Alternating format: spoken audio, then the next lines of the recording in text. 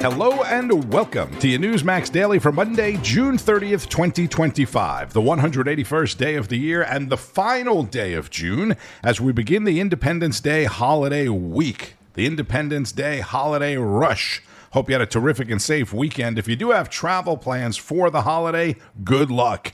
You should leave tomorrow or Wednesday. Thursday will be the absolute worst day to travel. Air traffic already jacked up over the weekend courtesy of severe weather across the country, including in Atlanta, where dozens of Delta planes had to be inspected for damage after they were pummeled by hail in a storm, which went on to cause a good part of the mess of air travel across the country. In Jacksonville, Florida, Amtrak passengers were stuck on a broken down, hot train for hours. Several people eventually had to be hospitalized from the heat. And before we get into the incredible weekend news events in the nation's capital, let's talk about what happened in Idaho yesterday. We did lose a Coeur d'Alene firefighter, and we did lose a firefighter from the Kootenai County Fire and Rescue. We do believe that the suspect started the fire, and we do believe that it was an ambush and it was intentional. That's Sheriff Bob Norris, who said a third firefighter is in stable condition but fighting for his life. The good news, the silver lining in all of this, is the shooter is also dead. They didn't say or don't know at this point if he took his own life or he was shot and killed by police in an exchange of fire, but what kind of a person? What kind of an expletive goes out, starts a fire, waits for the fire department to respond so he can kill them? And today, the networks will be talking a lot about the dead shooter. Who is he? Why did he do it? Etc., and not the dead firefighters and their families, as I always point out. On Capitol Hill, the Senate has begun what's known as the vote-a-rama on President Trump's one big beautiful bill after Democrats forced a reading of the entire 940-page bill yesterday. That ended around 1 o'clock this morning. Personally, I love when members of Congress have to work on the weekend.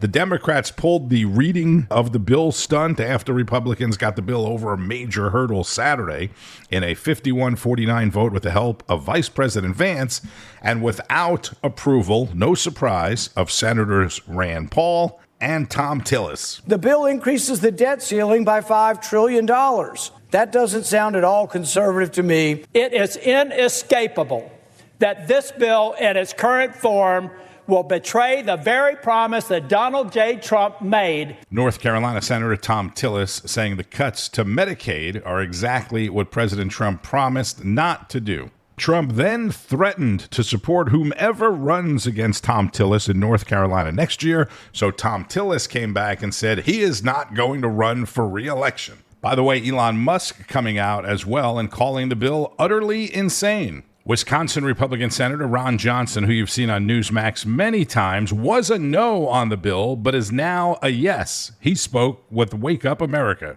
To my friends in the Senate, lock yourself in a room if you must. Don't go home. Get the deal done. He goes on to say no one goes on vacation until it's done. I know you've been critical of this bill. Are you a yes yet? Well, good morning. Well, we have a lot of work to do. I have no problem sticking around here, locking us in a room and doing that work. But we have a lot of work to do. Again, I appreciate what the House has done. They have given us some real spending reductions. We're going to avoid a massive automatic tax increase. We're going to avoid default. We're going to provide funding for the border so we can deport individuals. It's amazing how President Trump has already secured the border, but we also need to build the wall. So there's many good things in the House. I'm not really quibbling with the House bill, except that for the fact it just doesn't meet the moment in terms of the massive spending increase we had in 2019 to 2020. And, that was over $2 trillion in 1 year. And we're not even cutting $2 trillion over 10 years when we have average deficits under Biden at $1.9 trillion. And that's, again, we're trying to clean up that mess as well. His open border mess. We also clean up this massive deficit mess that he left behind. And right now the projections are that, the deficit is going to continue over $2 trillion. That's a new normal I can't accept. So we have a lot of work. The White House is working very cooperatively. I met with the president of the White House I guess 2 days ago. And good meeting, very respectful. We respect each other. We're on the same page. We want to get this debt under control. It's just hard to do. Democrats, it's very easy to spend money to mortgage our children's future. They don't get held accountable by the media. What we're trying to do is very hard. And so we got a lot of work to do. Wisconsin Republican Senator Ron Johnson on Wake Up America. Don't forget, once this gets through the Senate, possibly today, tomorrow, it then goes back to the House. And they have to vote on the Senate version, which is already a lot different than the House version in terms of the SALT tax and Medicaid cuts, two of the things that the president campaigned on, as well as the spending limit. And some Republicans are already thinking the president's daughter-in-law, Laura Trump, who was floated as a possible replacement to Marco Rubio's Senate seat in Florida for a minute or two, is from North Carolina. And perhaps she would run for Tillis's Senate seat with the full backing of the president. Something to think about. And while all this is happening, President Trump said he has a group of, quote, very wealthy people ready to buy TikTok, which would keep it from shutting down in the United States. And after Trump cut off trade talks with Canada over something called the digital services tax that Canada was imposing, guess what happened? This morning, Canada rescinded the digital service tax. And I know Friday seems like a long time ago, but the weekend started off with President Trump scoring a couple of major victories in the Supreme Court. We're going to win so much, you may even get tired of winning. And you'll say, please, please, it's too much winning. We can't take it anymore. Mr. President, it's too much. And I'll say, no, it isn't. We have to keep winning. We have to win more. We're going to win more. That never gets old, does it? Especially since it's aging so well. And we get more on SCOTUS from Rob Schmitt. A massive victory for the Trump administration as the Supreme Court rules 6-3 to end the reign of activist district judges condemning all of us to live under the rule of their injunctions. Yes, the party is over, and their delusions of grandeur now come crashing down. Some familiar faces you might recognize: James Boasberg from the D.C. district, Rudolph Contreras, also from D.C., Allison Burroughs from Massachusetts. Those are very frequent actors in this scam. There are many others that we're not showing. The president today listing off some of the outrageous rulings that we have seen from judges who decided to sample what tremendous power tastes like without ever earning it. Thanks to this decision, we can now properly file to proceed with these numerous policies and those that have been wrongly enjoined on a nationwide basis, including birthright citizenship, ending sanctuary city funding, suspending refugee resettlement, freezing unnecessary funding, stopping federal taxpayers from paying for transgender surgeries, and numerous other priorities. All those examples of White House policies that low-level district judges decided that they had the power to subvert. We've been talking about these. It almost got boring at some point. It's like we don't even pay attention to it anymore because there were so many. Something like 40 already so far for the president. Previous administrations would get maybe a handful the entire presidency. Trump, 4 or 5 months in, has 40 of them already under his belt. That's how ridiculous it is. The Supreme Court just stomped this nonsense away once and for all. The impact will really be felt on the issue of immigration. No longer will district judges be able to force our country to remain an open border collective without any sovereignty whatsoever.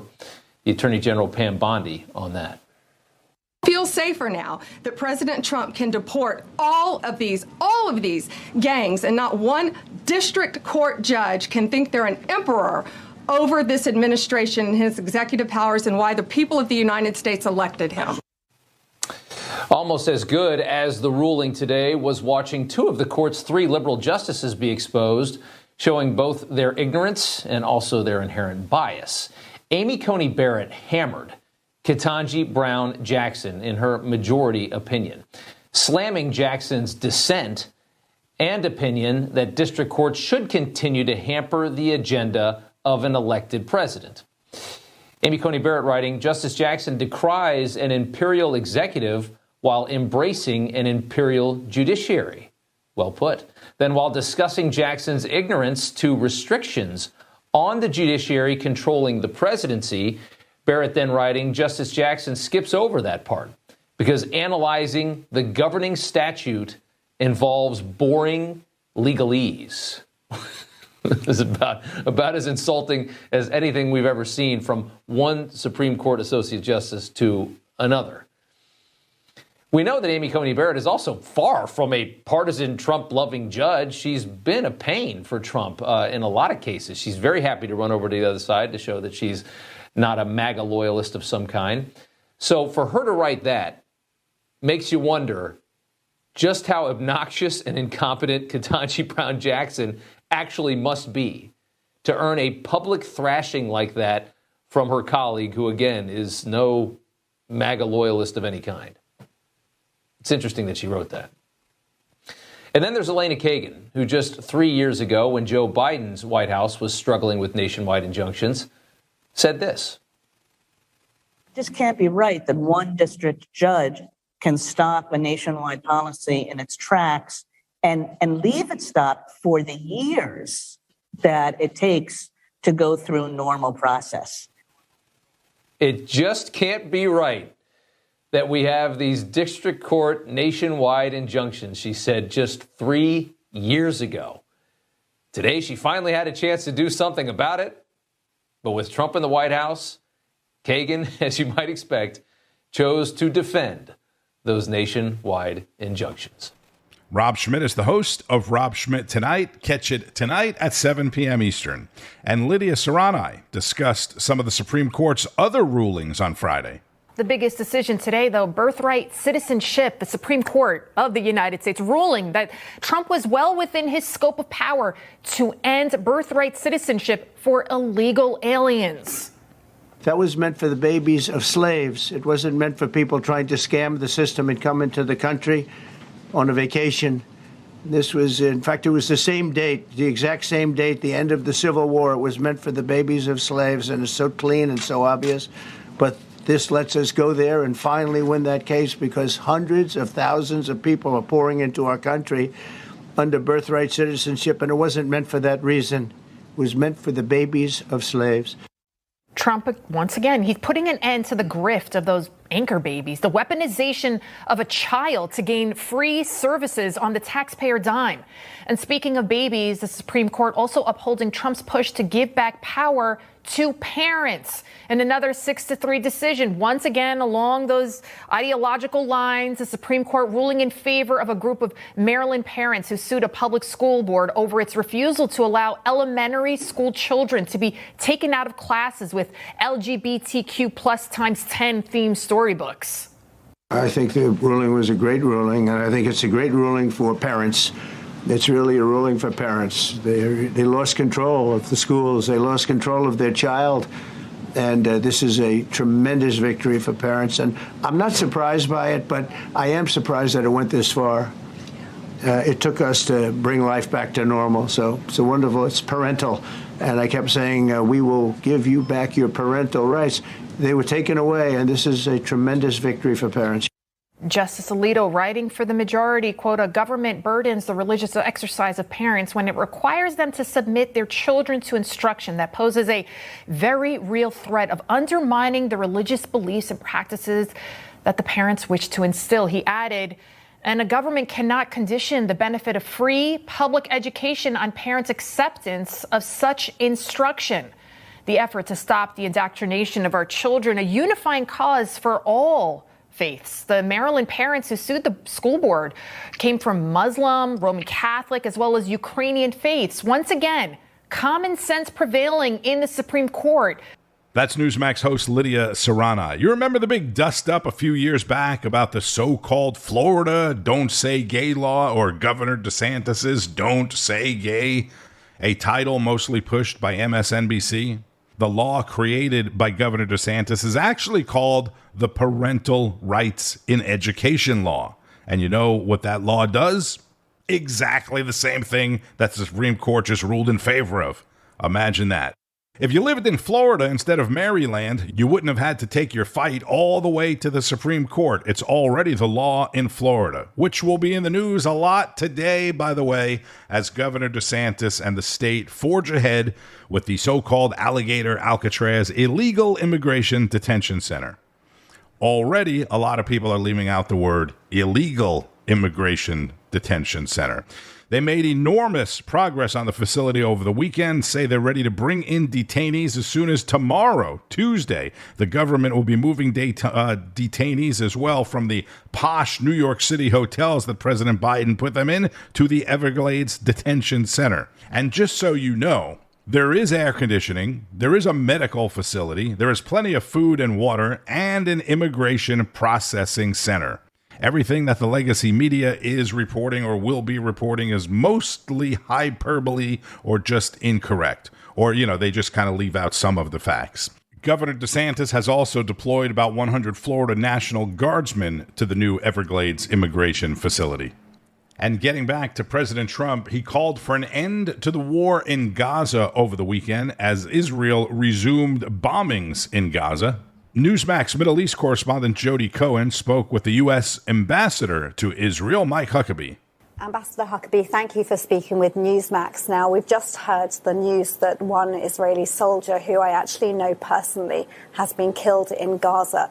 President Trump has said that he hopes to see a ceasefire in Gaza in the next week. Does that mean that we are about to see an imminent surrender of Hamas?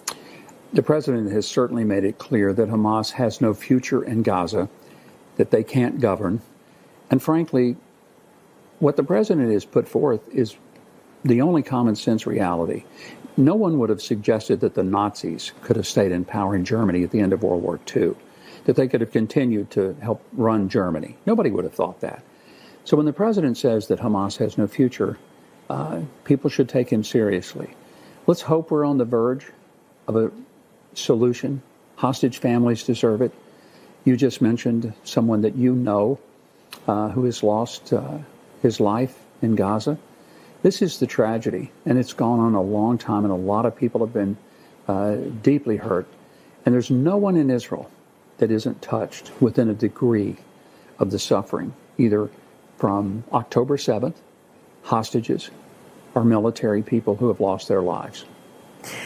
And President Trump has also said that he hopes to return to the negotiation table with Iran. Iran so far has denied that they're going to return to talks. What will America do if Iran refuses to return to the negotiating table? You'd think that they learned one important thing over the past couple of weeks. When President Trump says something, he means it. Take him seriously. And I don't think they believe that he would launch a full-scale attack on their nuclear facilities, but he said he would, and he did it. It's a promise made and a promise kept. They should recognize they don't have a capacity, they don't have any way of becoming a nuclear weaponized country. The sooner they understand that, they could have a future. It could even be a decent future. But it can't be one where they're continuing to threaten not just Israel, but the United States with nuclear threats. And does that mean in practice that the next step is if Iran doesn't return to the negotiating table, that Khamenei might be in sight? I would not want to speculate on what the options would be. That would be a decision that the president and only the president would make. But I have great confidence that this is a president who understands what the ultimate goal has to be. He makes very clear what is expected. It's reasonable, but it's straightforward. And the Iranians would be very smart to take him at his word. U.S. Ambassador to Israel Mike Huckabee with Newsmax's Jody Cohen in Jerusalem. The president said he would bomb Iran again if they attempt to resume enriching uranium. This is after the head of the UN nuclear watchdog said Iran could resume enriching uranium within a matter of months, and satellite images showing that there was some new activity at Iran's Fordo site. Meanwhile, Russia launched around 500 drones and missiles into Ukraine Sunday morning, that according to Ukraine's Air Force, and NATO jets out of Poland were actually sent up to deter a Russian fighter jet. President Trump will be signing an executive order or orders at the White House this afternoon. That will come after a White House press briefing with Caroline Leavitt, where we will no doubt hear more about the Senate, about Iran, about Israel, TikTok, and who knows what else. On Wall Street, the S&P 500 and NASDAQ began the new week at new record highs and are moving higher this morning along with the Dow Jones Industrial Average. Bitcoin and other major cryptocurrencies just slightly higher this morning. Bitcoin up a few $100 at 107,600 and change. Today, June 30th, is Social Media Day, created back in 2010 by Mashable as a way to recognize the impact social media has had on communication around the world and how it brings the world together, for better or for worse. And you think about how much it has changed and how much the communications around social media has evolved since 2010, when Social Media Day was developed. And on this Social Media Day, the world has certainly provided plenty of content for us to be posting and hashtagging and liking. All right, be sure to keep up with all of the news and breaking developments throughout the day on Newsmax, N2, and at Newsmax.com. The news starts each and every morning with my friend Mark Lotter and Charla McBride on Wake Up America, National Report, Newsline with Bianca De La Garza, American Agenda, The Chris Salcedo Show, Carl Higbie, Greta Van Susteren, Rob Schmitt, Finity, Greg Kelly, The Right Squad, and much, much more. I'm Tony Marino. Thank you, as always, for listening. Enjoy the rest of your day. Pay attention and keep on fighting the good fight. News breaks every minute, every day. You need the app, the Newsmax app. Find it free on your smartphone store. Then watch us anytime, anywhere. Information. Truth. Is freedom. Is Newsmax. It's real news for real people.